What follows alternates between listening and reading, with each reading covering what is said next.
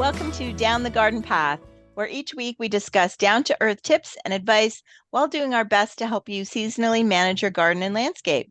I'm Joanne Shaw, owner of Down to Earth Landscape Design, and with me is my co-host and co-author, Matthew Dressing. Hello, everyone, and thank you for joining us. I'm Matthew Dressing, owner of Natural Affinity Garden Design. As landscape designers and gardeners, we believe it's important and possible to have great gardens, which are sustainable and low maintenance, and we want to help you make it happen. That's right. And I'm looking forward to chatting tonight with you, Matt, about my recent visit to the Philadelphia Fling.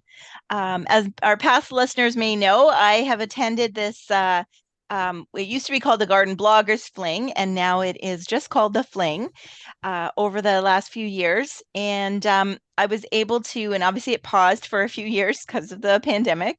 And so they were back last year in Madison, Wisconsin, and I wasn't able to attend, but I was able to attend this past September, the Philadelphia Fling. Very cool. So, how did you first hear about the fling? I had never heard about it until you started talking about it. So, how did you learn about the fling? Yeah, it's funny because the very first fling I attended was actually in Toronto, and that's how I found out about it. I saw it on Twitter, and I was like, "Oh, I wonder what this is," and I just kind of signed up for it, not really knowing, and just figuring I will get to see areas in my city that I don't normally get to see during our busy garden season, right? It was held in June, and yeah, so I signed up and for it, and it because it was local. I didn't even stay in a hotel. I just commuted on the GO train into the city, and it was great. I got to meet a lot of local people in the industry, but also a lot of from all the other different cities. So it was really kind of a fluke. Nice. Very cool. Yeah, a nice, happy fluke to come across for sure. So we've said like the fling, Mhm. and the bloggers fling. So what is the fling? Like, what are you doing as you're flinging? Yes, exactly. Well, it is the Fling is an annual meetup of garden bloggers, Instagrammers, YouTubers, podcasters, and other online self-publishers since 2008. So they've been doing this since 2008. Oh, So that is really interesting. So it's all volunteer run. So volunteers sign up for organizing it in their city. And we've had Helen Batters be on the show a few times, as well as she right. does what's the book she does? The Toronto and Garden Golden Horseshoe uh, Garden Journal. I Yes, think I so said she that was the differently. one who organized the tour in Toronto that I was attending. So yeah, so I've gotten to know her better. I've attended Minneapolis, Austin, Texas, Washington, D.C., and now Philadelphia. Wow. So every year they travel around. You're in different Hmm. major cities, and you're looking at all the different gardens and That's other right. That's right. cool industry professionals or display gardens or greenhouses and things like that. Yeah, so mix of public gardens as well as private gardens that we would never have been able to see, without this. Sometimes I'll talk a bit about this one, sometimes behind the scenes at different places. This year, one of the big sponsors was Longwood Gardens in Philadelphia. And so we weren't in the city, we were on the outskirts of the city. So Longwood Gardens, we were able to see on the first day we were able to see behind the scenes where they were doing propagating their annuals and getting their chrysanthemums ready for the chrysanthemum fest that was happening. So Longwoods is a big public garden in the area, and so we were able to get a tour and like an hour long tour of behind the scenes, and then we were put back on a bus and driven to the other exit, and then we were able to tour the gardens for the rest of the afternoon. So it was a really great experience.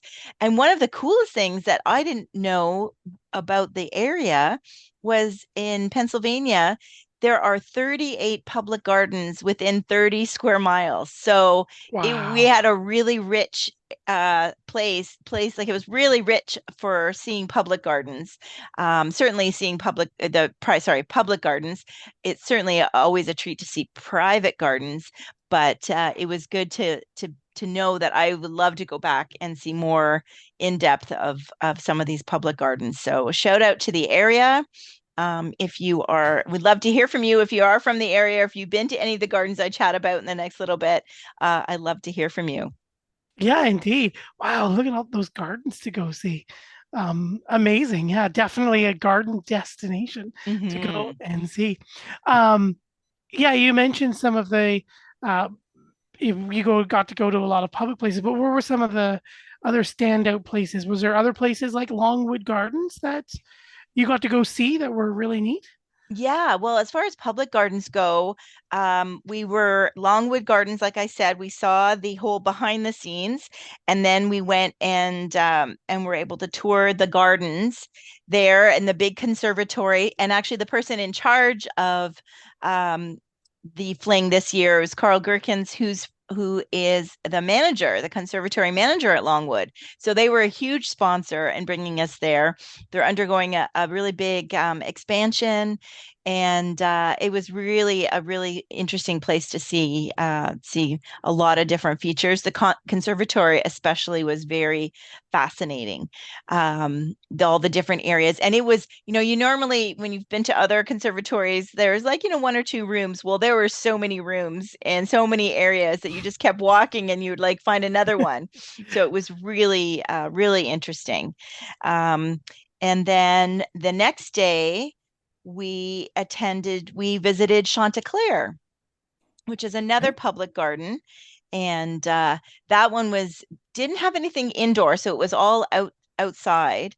But it was really breathtaking. They had some really interesting things. They had like a Mediterranean area. They built a ruin and kind of had plants growing in this Mm, ruin that they had established. They had a great veggie garden area that was really interesting with a lot of pollinators and veggie gardens. Yeah, so they had so many different things, and I will be sharing. I've shared a little bit on social media, but I will be sharing more, and we'll share more on our Down the Garden Path podcast Instagram as well about some of the pic. Because talking about is one thing, but really you've got to see the pictures.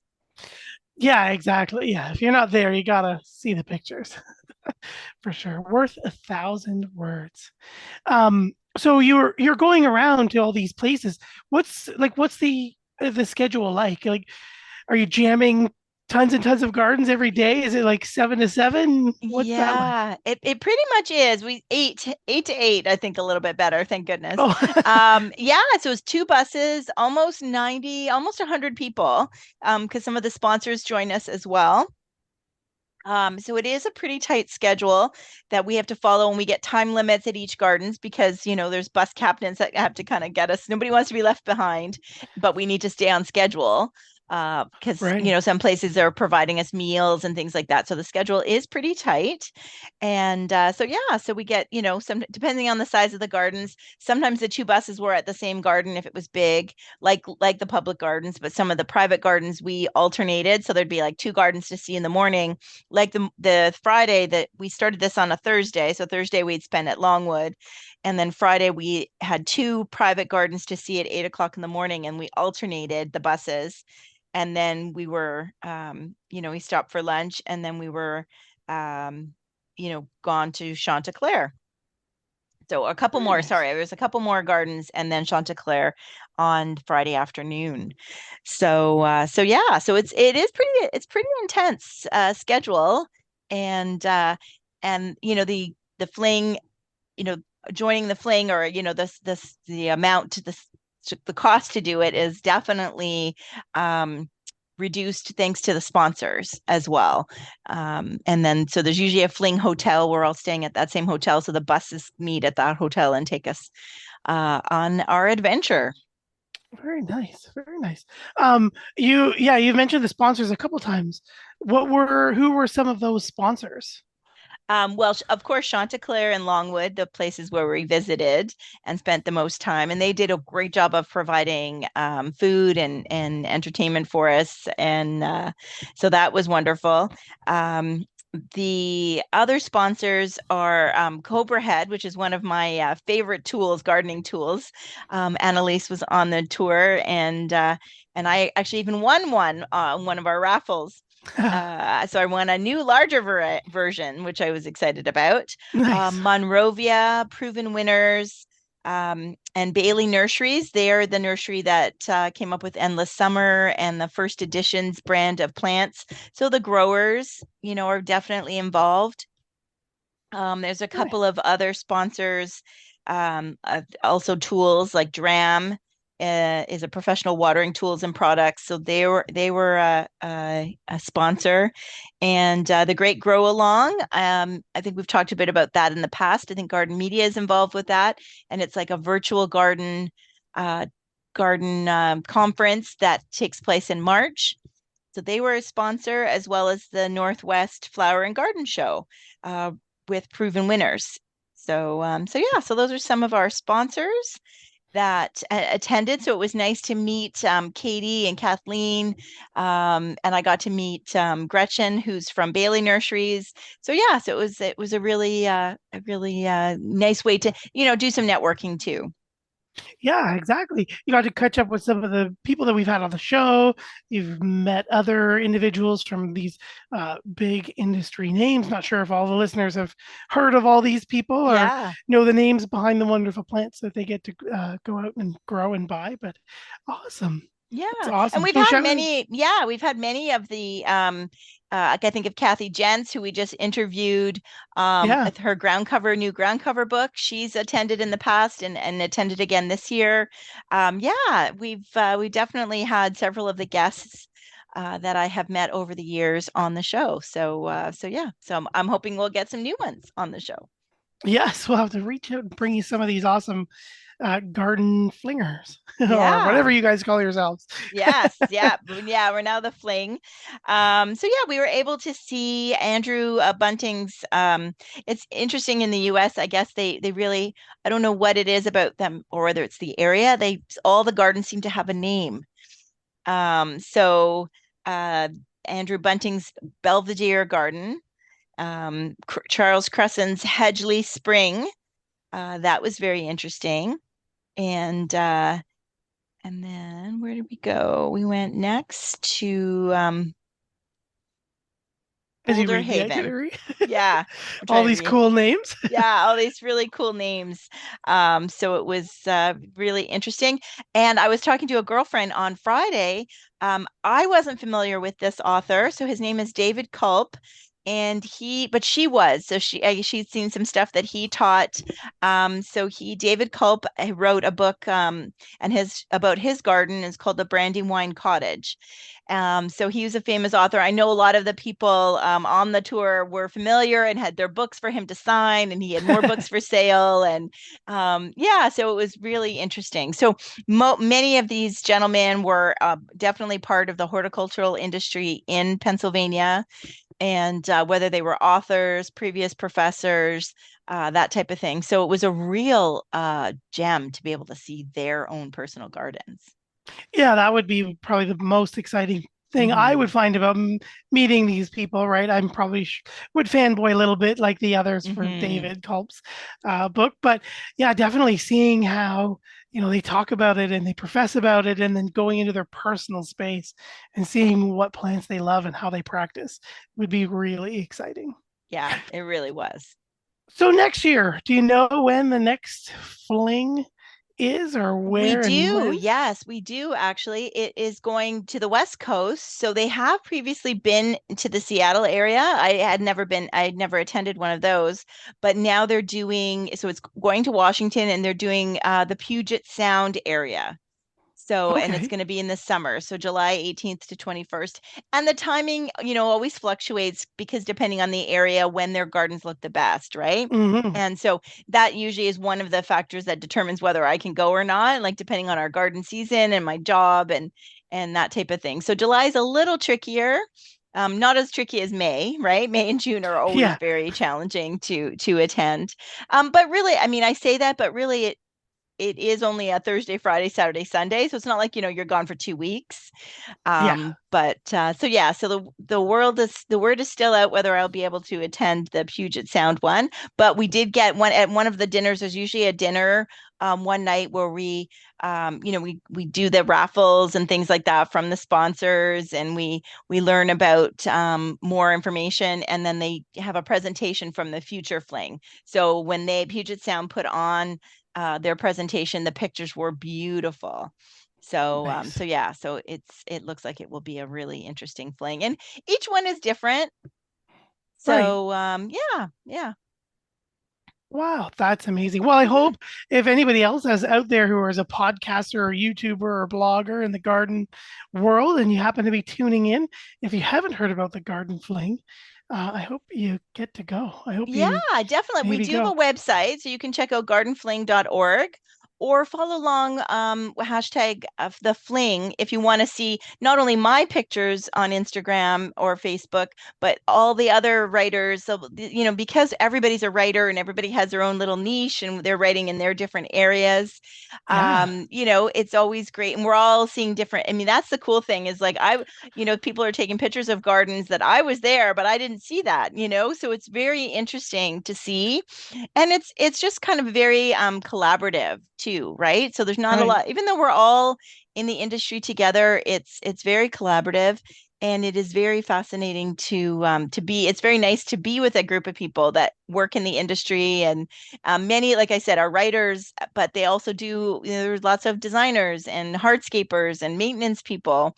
One gentleman who was his first fling and he was in garden maintenance from California. So definitely looking at different plants and different things. You definitely hear, different sides of things and growing, Yeah. even if because I used to think, oh, I don't want to go where to see plants that I can't grow. But, and that's how I kind of hesitated with the Austin one, that one in Texas, because I thought, Hmm. well, but really it's not it's sometimes it's about the plants, but sometimes it is, as designers, it is a bit about the design. So we can have similar type plants, right? But it's the design. Yeah. And the one thing we definitely all realized was the plants are changing, right? They're climate adapting. So there's things that, we couldn't grow. We know that, right? There's things that we Hmm. couldn't really grow in our area even 5, 6 years ago that are now hardy and fine. Yeah. I And always think so about how you say Japanese maples we couldn't plant before, and now they're oh, yeah. everywhere. Yeah. Yeah. Yeah, they were so tender and you had to be so careful, and they were always being returned and they were always dying, and now they're fine. I think of Japanese bloodgrass even. Yeah. Yeah. When I first started, we kind of just treated it like an annual. And even with the one now, the butterfly Gora. Oh Right? yeah. When Yeah. I Whirling mean, butterflies. Or that was an annual, and now it's overwintering in people's gardens. They're not even real aware of it. So yeah, so plants. So I look forward to the things like even Pennsylvania was a little bit warmer than we are. And they were more like 6B and we're a 5B. And so it was like, oh, I can't wait to be able to grow some of these plants. And I do want to talk a little bit about Stoneleigh was a natural garden. So that's where we had our dinner. And that was really fascinating in that the family donated it to, and I'm going to find the word, Natural Lands and this corporation to preserve this property, and it's over 100 years old. They had the drawings from over 100 years ago That's of the amazing. plants and the plans, and the land has changed over the years for sure, but it was once a private estate and now it's a public garden. So it's Stoneleigh, and it's a 42-acre oasis for beauty and biodiversity on Philadelphia's main line. So definitely check out stoneleghgarden.org. So they are definitely the owners of this over the years. Even though it was an estate, that family did not have the philosophy that many did about, making things topiaries and pruning things down and keeping things very controlled and very perfect. They were really, from the beginning, this family felt like then the plants should be kept natural. Hmm. And it's very apparent with the trees and the cedars, and so things aren't all perfect and main, they've definitely created a really interesting estate, and now they're trying to now they it's been the newest one, so it hasn't been public for very long. Only a staff of 8 people, but they've changed. The large areas of the guard of the lawn were now no mow, so they let them, so it's all about for the pollinators. They had a very large, very mature London plane tree at the front of the estate that was dead and was at risk of, falling onto the house Mm, potentially. So they had the arborists cut back as much as they could, but they left the old wood still there. And now right. it's home to lots of birds and insects, and it's they're kind of operating out of a different mindset, which was really interesting to see. Because again, I think so many people are trained to like, oh, it's going to be perfect, it's going to be lined with annuals, and Hmm. it's going to be irrigated, and it's going, and that their view of public gardens. And certainly there were areas in, and Chanticleer and Longwood that was that way, but there were also areas that weren't, that were very left, very natural. And Longwood had an amazing meadow that they just left. And so there were lots of, the lots of really interesting areas, I think. Yeah, it sounds like a very diverse group of plantings and styles and Hmm. themes. Wonderful. Yeah, That's yeah. absolutely amazing. Very cool. Well, I think that brings us to the end of our episode. Hmm. So you'll definitely have to, again, like you had said, check out www.gardenfling.org or follow the hashtag #thefling to find more of your pictures, but also, like you said, a lot of the other attendees. Um, Pictures and Yes. videos and perspectives, which is absolutely wonderful. I know I'm going to be definitely checking out. I haven't gone to a fling yet, so I might be going to the Seattle one. We'll uh, Yes, I would we'll see. love if you could do that. I think that would be great. So yes, That would be fun. it's quite the experience. So Yeah, I think, but I also think it's great to be able to share more with our listeners and with my clients and with other people in the industry. definitely. So, thank you everyone for joining us here on this episode of Down the Garden Path. I'm Matthew Dressing here with my co host and co author, Joanne Shaw. Joanne and I enjoy hosting Down the Garden Path, bringing you interesting and relevant topics to help you achieve a great garden. We learn right along with you from our research and from the guests that join us here on the show. That's right. And don't forget, you can spend time with us down the garden path. Follow us on Instagram, Facebook, and YouTube at Down the Garden Path Podcast. Yes, we're on YouTube. You can also find us on your favorite podcast provider. And while there, please hit the subscribe button to be notified of new content. And don't forget to like, share, and leave us a comment or a review. We love hearing from our listeners.